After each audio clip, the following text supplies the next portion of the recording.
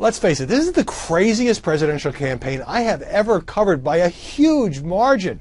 And because of Donald Trump and Ben Carson and Carly Fiorina and all that is going on and unfolding in an age of terrorism, it can be hard to get a handle on just what is going on. So that brings me back to the polls. Yes, I know I've said many times that polls are a blurry snapshot at best, and national polls don't necessarily predict what's going to happen because somebody's got to win Iowa and New Hampshire and South Carolina and Nevada and then some of the big southern states.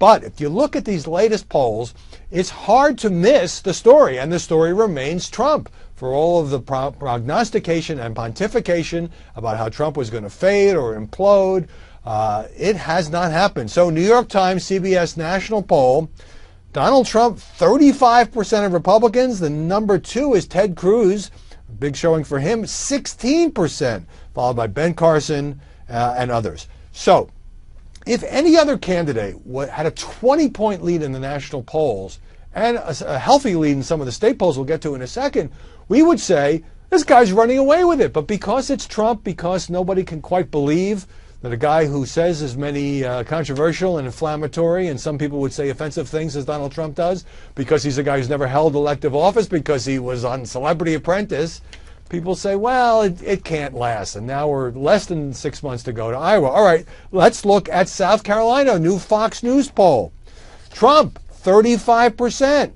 Ben Carson, 15%. Ted Cruz, Marco Rubio, 14%. So in the crucial state of South Carolina, which will be affected by Iowa, New Hampshire, but which is a conservative state and Republican primary, and which goes third, Trump's running away with it.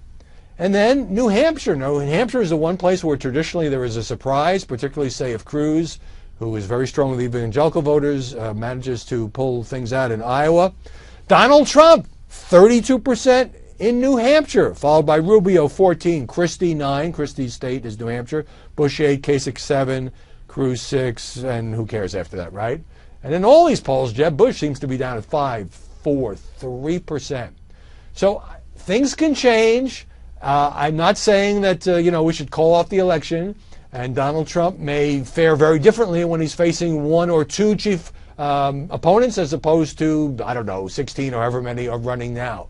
But when you look at these polls, his strength is remarkable. And no matter how many times he says things, and you see pundits on TV saying, well, this is it, it's a turning point, Trump's finally going to, the air is finally going to come out of the Trump balloon, it doesn't happen. It's time to wake up and face reality, Republican Party.